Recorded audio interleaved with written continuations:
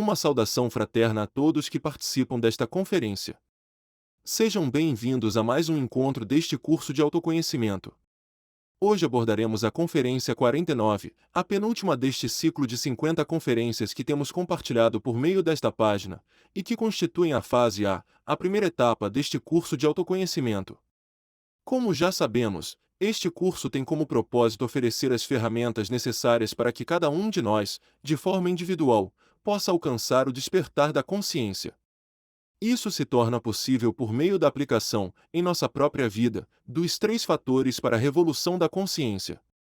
Além disso, este curso nos proporciona técnicas que nos permitem estabelecer uma conexão com o nosso próprio ser interior, para que possamos ser guiados e orientados por ele no caminho rumo à autorrealização íntima.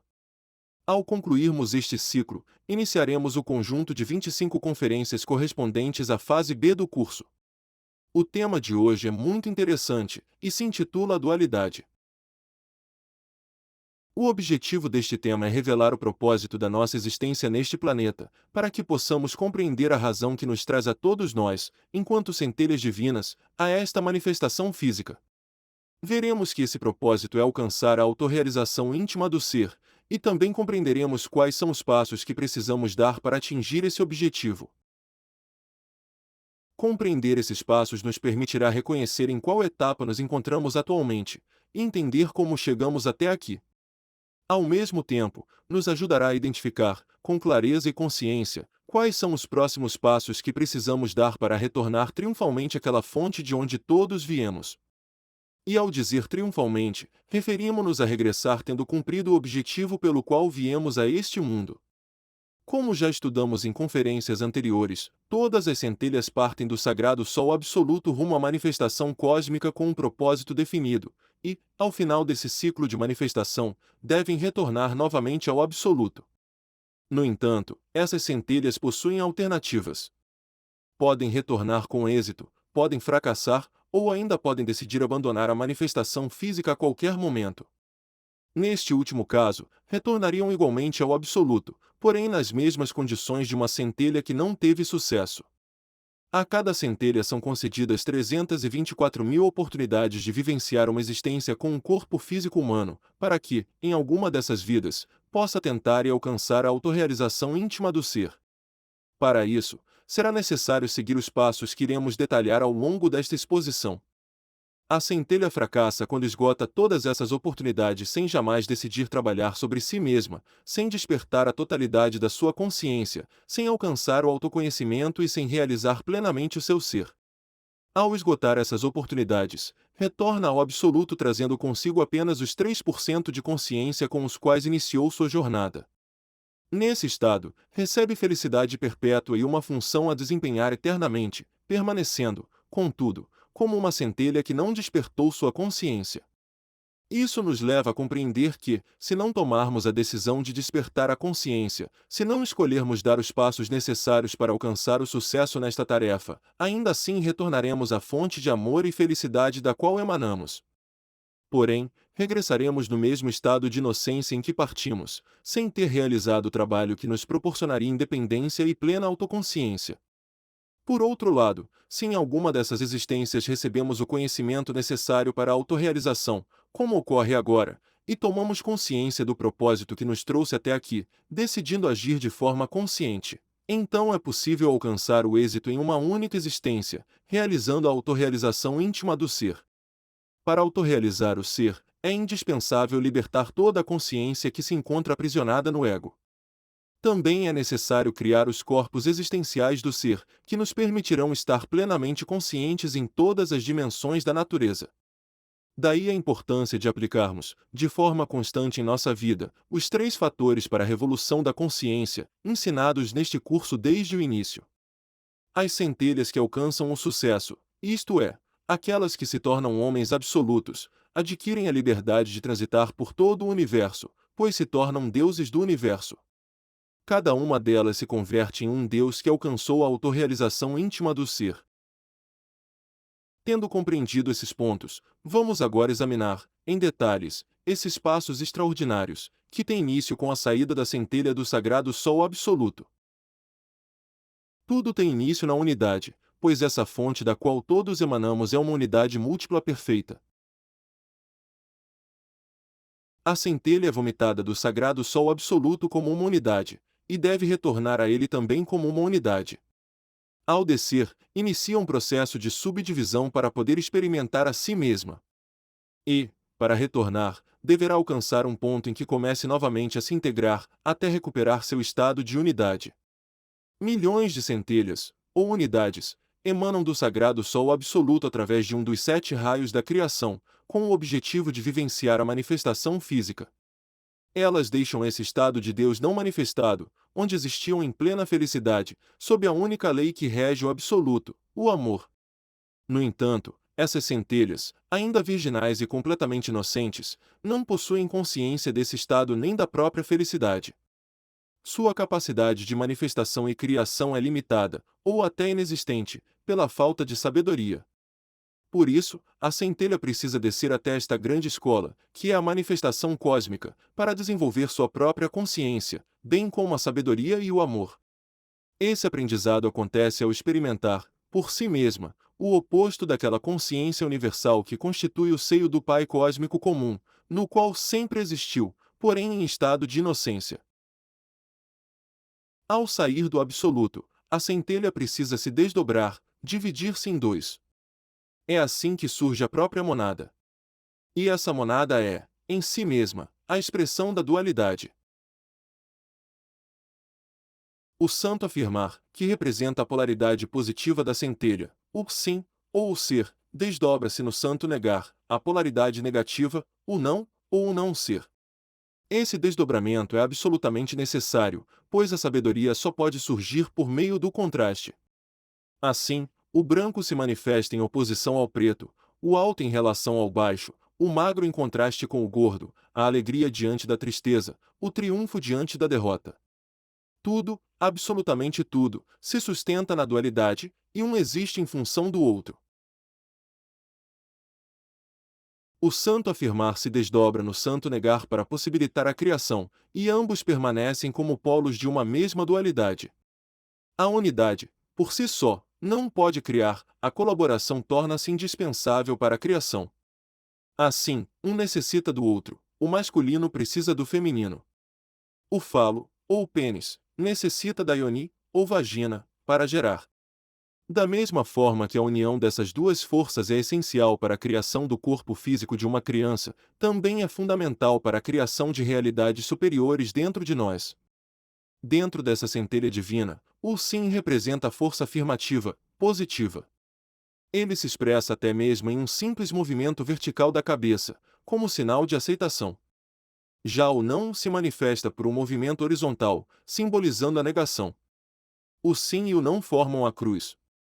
O sim corresponde ao princípio masculino, ativo, enquanto o não representa o princípio feminino, passivo. Portanto, é na cruz, na união dessas duas forças, que a criação acontece. Na cruz, tudo pode ser criado ou também destruído. A cruz, assim, é um símbolo profundamente sexual. À medida que essas duas forças primárias da centelha continuam a se desdobrar, surge então uma terceira força, o santo conciliar. Assim, dá-se origem ao terceiro passo da manifestação cósmica, a Trindade. A Trindade é simbolizada pelo triângulo.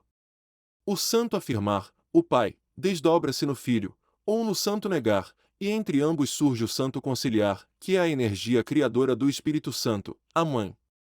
Esses três princípios, ou forças, participam de todo o processo de criação. No entanto, é importante compreender que, devido ao nosso livre-arbítrio, podemos utilizar as forças criadoras que existem em nós tanto de forma positiva quanto negativa. Criamos de forma negativa quando não sabemos negar os nossos desejos, e utilizamos a energia criadora para satisfazê-los. Ao fazer isso, expulsamos essa energia pelo prazer, e como consequência, geramos dentro de nós formas negativas de ser. Para criar de maneira positiva, precisamos aprender a extrair sabedoria do não, ou seja, aprender a negar os nossos desejos. Mas quem é esse não? O não, essa força negativa presente em nós, que também corresponde à força do Filho, é o nosso treinador psicológico, Lúcifer. Ele é quem regula a balança. Ele se expressa como desejo em todos os seres humanos. E sendo desejo, ele representa o eu em cada um de nós. Em cada desejo, encontram-se ocultos tanto o fogo quanto a luz, ou sabedoria. Se quisermos alcançar o sucesso, precisamos vencer o desejo, que é o diabo. Ao vencer o desejo, conquistamos sabedoria e fogo para criar de forma positiva. E essa vitória acontece quando aprendemos a nos negar aos nossos desejos e a triunfar sobre as tentações. Nesse momento, ele nos concede luz, ou sabedoria, e fogo, ou amor. Por outro lado, se nos deixarmos vencer por ele, se em vez de negar os desejos passamos a satisfazê-los, tornamo-nos escravos do desejo. Este é o ponto, ou a etapa, em que todos nós nos encontramos atualmente. Na próxima conferência, em que abordaremos a origem do ego, compreenderemos quando começamos a ceder à tentação, a sucumbir ao desejo e a criar de forma equivocada. Veremos também como temos criado o ego dentro de nós cada vez que utilizamos a energia criadora sexual sem negar o impulso de expulsá-la pelo prazer. A cada vez que isso ocorre, ampliamos ainda mais os detalhes do nosso ego, e a nossa essência vai se fragmentando cada vez mais, ficando aprisionada em milhares de formas negativas de ser. Em cada desejo, o fogo e a luz, ou sabedoria, permanecem ocultos, porque uma parte da nossa essência está ali aprisionada. Se desejamos alcançar o sucesso, precisamos vencer o desejo e iniciar o processo de reintegração da nossa essência. O Pai afirma: ninguém chega a mim senão através do Filho. O Filho representa a justiça. Quem busca a sabedoria precisa superar o desejo, pois a verdadeira sabedoria pertence àqueles que conquistam o fogo, àqueles que vencem o diabo. Todos nós nos encontramos neste estágio, criando de forma negativa e alimentando nosso ego.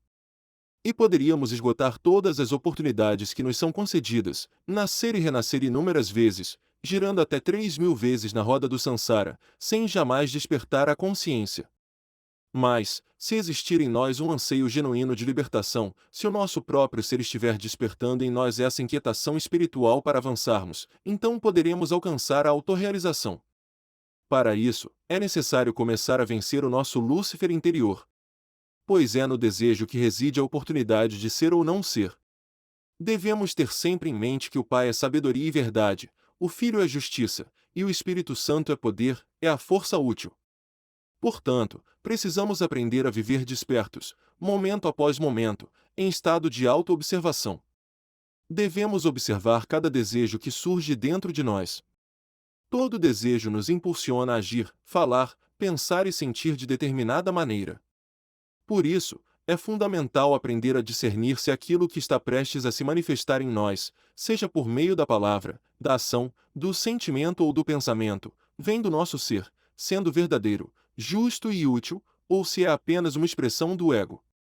Se começarmos a nos observar dessa forma, desenvolvendo a capacidade de reflexão para distinguir, a cada instante, se o que se manifesta em nós é o ser ou o ego, perceberemos que esse é o segredo que nos permitirá avançar para o próximo passo, o quaternário. Alcançar o quaternário significa dar o primeiro passo no caminho da autorrealização. É esse estágio que nos permite ingressar no caminho da iniciação, o percurso que nos conduzirá de volta ao Pai, já tendo resgatado toda a sabedoria que viemos adquirir. O quaternário é simbolizado por um quadrado perfeito, com 4 ângulos retos, o que nos convida à reflexão.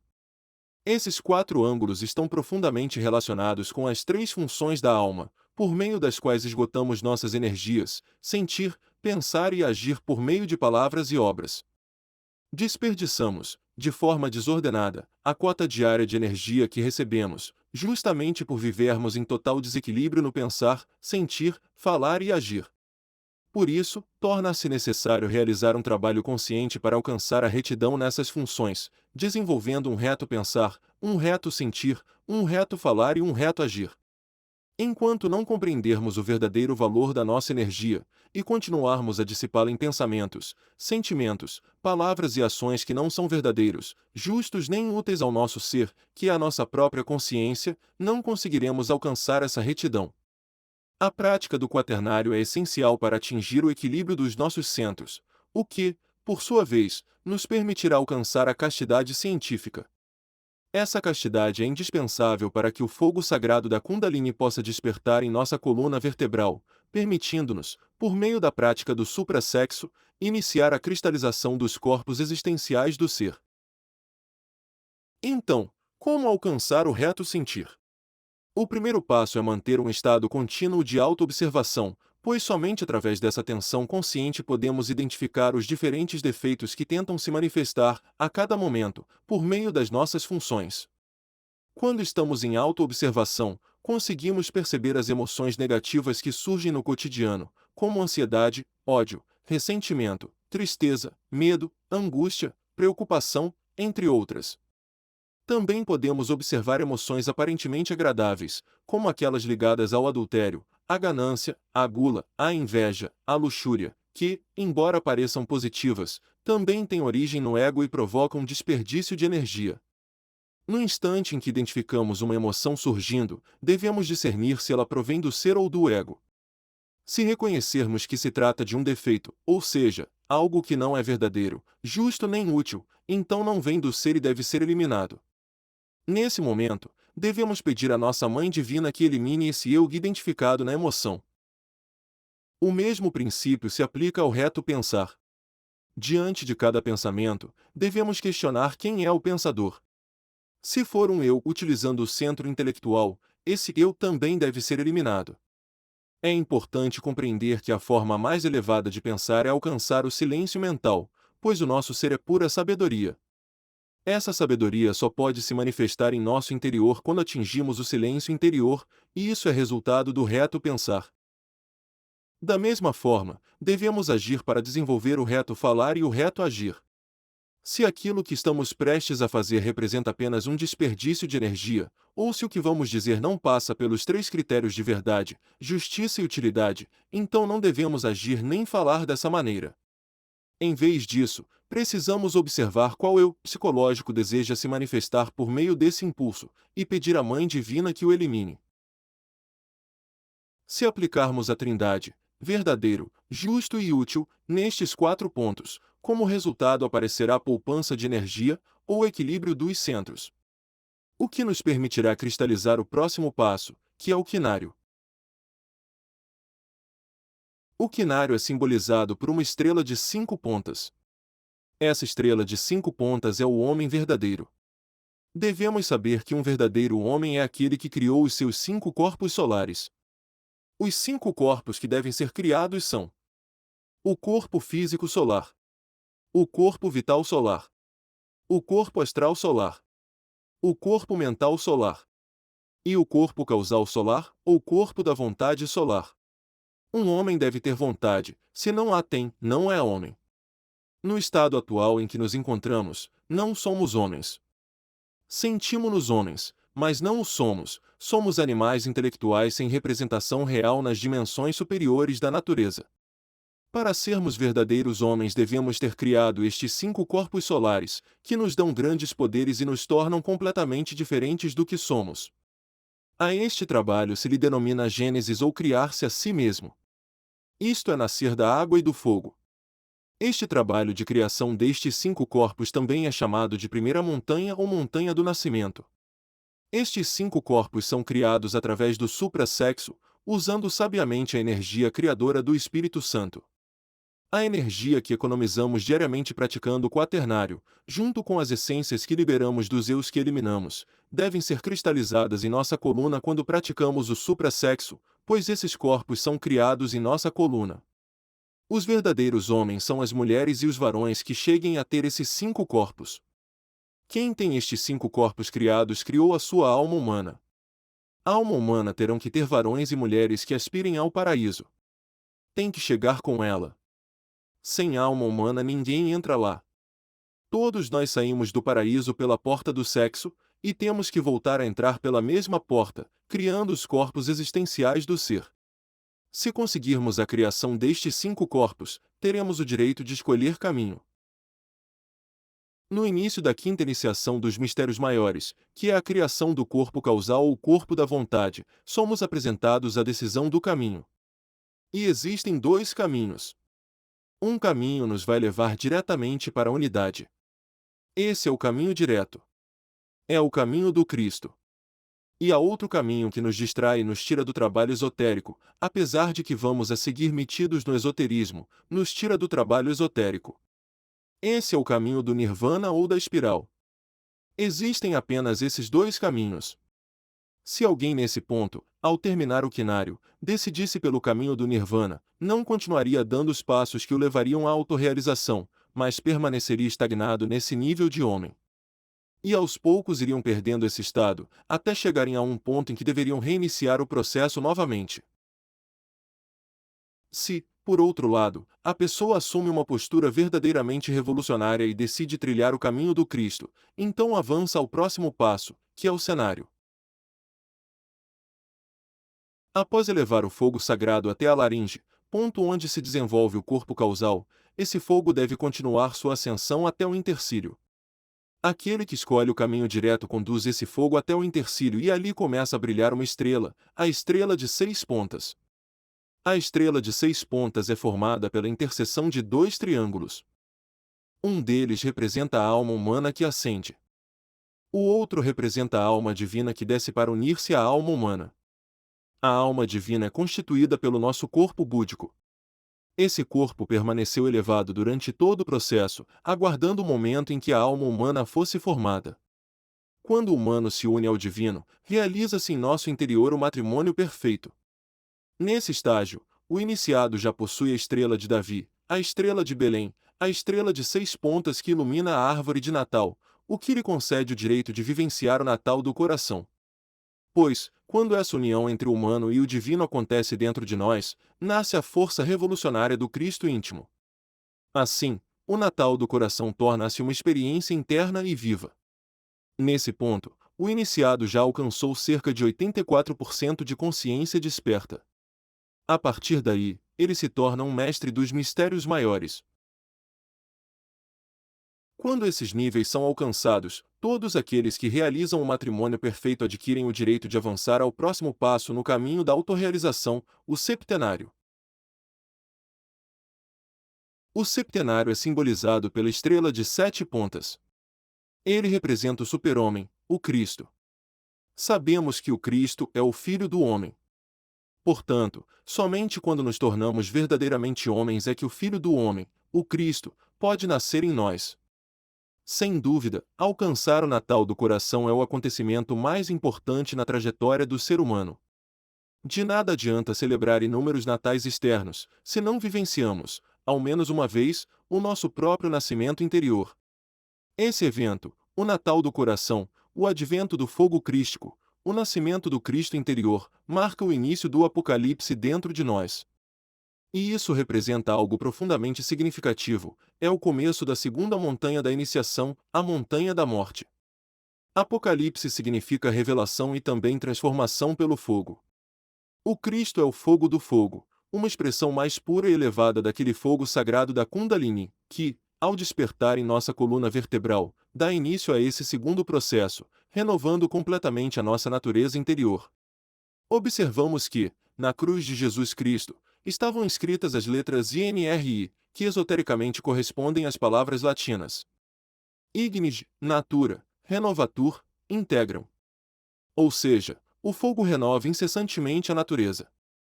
O Cristo é amor, e o amor é esse fogo capaz de renovar toda a nossa natureza. Por isso, o advento dessa chama em nosso interior produz uma transformação radical. É esse fogo crístico que, no trabalho da segunda montanha, eliminará de nosso interior os eus causa, as raízes do ego, também simbolizadas pelas 7 cabeças da legião: preguiça, ganância, luxúria, orgulho, ira, gula e inveja. Além disso, esse fogo fará resplandecer as 7 igrejas presentes ao longo da nossa coluna vertebral. Esse fogo ascende de igreja em igreja até completar as 7, realizando em nós o processo de morte e ressurreição. Somente esse fogo pode ressuscitar, somente ele concede a verdadeira vida e nos conduz ao segundo nascimento. Disse que, com a morte, vence-se a morte por toda a eternidade. Isso significa que, quando ocorre a eliminação dos eus causa, ou seja, das causas profundas do erro, todas as nossas centelhas se libertam e, por meio dessa morte, alcançamos a ressurreição. Quando o mestre conclui essa obra de morte, ao finalizar a segunda montanha, ele ressuscita como um ser de luz, livre de qualquer sombra de ego. Ele completa essa etapa com 99% de consciência desperta, restando apenas os últimos 3 passos para unir-se plenamente ao seu ser. Esses 3 últimos passos são realizados dentro do processo conhecido como a terceira montanha, que tem início com o octonário. O octonário é simbolizado pelo encontro de 2 quadrados perfeitos, formando a estrela de 8 pontas. Esse octonário nos revela o terceiro grande trabalho, o da terceira montanha, conhecida como a montanha do sacrifício pela humanidade. Esse é o trabalho realizado por todos aqueles que alcançaram a ressurreição. Nesse estágio, o mestre deve buscar um discípulo e assumir a responsabilidade de conduzi-lo até as portas da segunda montanha, ou seja, preparar alguém que também tenha escolhido o caminho direto. É um requisito para ingressar no absoluto deixar um discípulo já encaminhado, encarregado de dar continuidade ao ensino, garantindo que o conhecimento nunca desapareça da humanidade. Para alguns, esse trabalho será mais simples, pois já possuem discípulos avançados. Para outros, será necessário começar desde o início. Esse processo pode durar séculos, ou até mesmo milhões de anos. Ao concluir a segunda montanha, alcança-se 99% de consciência desperta. Já na terceira montanha, conquista-se 1% restante, atingindo assim a consciência plenamente desperta. É também nesse estágio que são criados os corpos de luz. O passo seguinte é conhecido como novenário. O novenário é um estágio profundamente significativo, pois nele o mestre já eliminou completamente o ego e integrou em si todas as partes do ser que estavam aprisionadas. Nesse ponto, ele está a apenas um passo da iluminação, a um passo de entrar no absoluto. Ele já se libertou das leis físicas e das leis que regem as dimensões até a sexta. No entanto, ainda está sujeito às 3 leis da sétima dimensão, o que indica que ainda existe um certo grau de mecanicidade em seu interior. Essas 3 leis, correspondentes ao Pai, ao Filho e ao Espírito Santo, precisam ser integradas em uma única força. Para transcender essa mecanicidade, é necessário um trabalho no qual a força do Cristo se funda com a força do Espírito Santo e com a força de Lúcifer, ou força do Filho, formando assim uma única força, o Espírito. Esse passo é essencial para, posteriormente, fundir-se com a força do Pai. No novenário ocorre o que se denomina purgatório, onde essas forças passam por um processo de fusão, formando o da Deus-Mãe. A Deus-Mãe é composta pela união do Espírito Santo, de Lúcifer e do Cristo. Esses são os 3 princípios do amor, ou do fogo, e precisam passar por um processo de preparação e purificação. Esse processo acontece em um plano conhecido como purgatório. Curiosamente, esse lugar é descrito como o destino dos desafortunados que alcançaram essas alturas. E são chamados assim devido à intensa ansiedade que sentem para dar o passo final. Estão a um pequeno passo de entrar no absoluto, de completar o 10. No purgatório, conclui-se a eliminação da mecanicidade. Tudo que ainda é mecânico deve desaparecer, para que se estabeleça uma dualidade perfeita, mãe e pai, ser e não ser. No novenário, o pai ainda não está integrado, ele permanece externo, sendo aguardado, até que sua luz e sua sabedoria penetrem, permitindo que todos se convertam em uma unidade múltipla perfeita. Ao alcançarmos esse ponto, resta apenas aguardar, pois o Pai penetrará, e então se manifestará o homem absoluto. Um novo sol terá sido criado. Agora, vamos observar o último passo, o denário. O denário, 10º e último passo, se completa quando as duas forças se unem plenamente, a I, que representa a sabedoria, e a U, que representa o amor, pai e mãe. Essas foram as primeiras forças que se manifestaram quando partimos do absoluto, e neste estágio tornam-se as últimas a serem integradas, após termos percorrido com êxito todo o caminho da autorrealização. Quando a sabedoria penetra no espírito, forma-se o homem absoluto. Isso é simbolizado por um círculo branco com um ponto negro no centro, representando a integração total dos 2 aspectos fundamentais da nossa divindade interior, sabedoria e amor. Aqui se conclui o ciclo, realiza-se a integração do ser. uma nova unidade múltipla perfeita surge, um novo ser se autorrealizou no absoluto. Nesse ponto, tornamo-nos deuses do universo e adquirimos a capacidade de nos mover de forma consciente e livre por toda a criação. As centelhas que chegam a esse nível são deuses que alcançaram a autorrealização íntima do ser. Aqui podemos contemplar novamente esse esquema gráfico, que resume todo o processo, os 10 passos que precisamos percorrer para nos integrarmos ao nosso ser e nos tornarmos verdadeiros seres de luz. O essencial é compreender com clareza que o propósito é chegar verdadeiramente a Deus, integrar-se plenamente com a nossa própria divindade. E, para isso, é indispensável seguir os passos corretos, sem nos desviarmos do caminho. Devemos entender que só avançamos por meio da prática dos 3 fatores da revolução da consciência. Esses 3 fatores consistem em aprender a negar a nós mesmos por meio da morte psicológica, tomar diariamente a nossa cruz, praticando o suprasexo com o nosso cônjuge com fidelidade, castidade e amor, e seguir o exemplo do Cristo, sacrificando-nos pela humanidade, ou seja, dedicando tempo e esforço para ajudar outros a também percorrerem o caminho da autorrealização. Este curso é oferecido gratuitamente em benefício da humanidade. Se você desejar compartilhar estas conferências ou convidar outras pessoas a participar, pode fazê-lo. E, caso queira se aprofundar nesses ensinamentos, estudá-los com mais profundidade ou até mesmo transmiti-los, você pode entrar em contato conosco para receber o material do curso. Teremos grande satisfação em ajudá-lo em qualquer aspecto ou esclarecer qualquer dúvida. Convido você para a próxima conferência, que será a última desta primeira parte do curso. Nela abordaremos a origem do ego, analisando todos os fatores envolvidos do momento em que o ego foi formado neste planeta, e compreendendo o propósito desse processo. Veremos também que todo esse conhecimento sempre existiu, porém de forma velada em textos antigos. Neste estudo, compreenderemos o significado de diversos símbolos, como Adão, Eva, a maçã, a serpente, entre outros, e sua relação com o tema da origem do ego. Não perca essa conferência tão interessante. Até a próxima!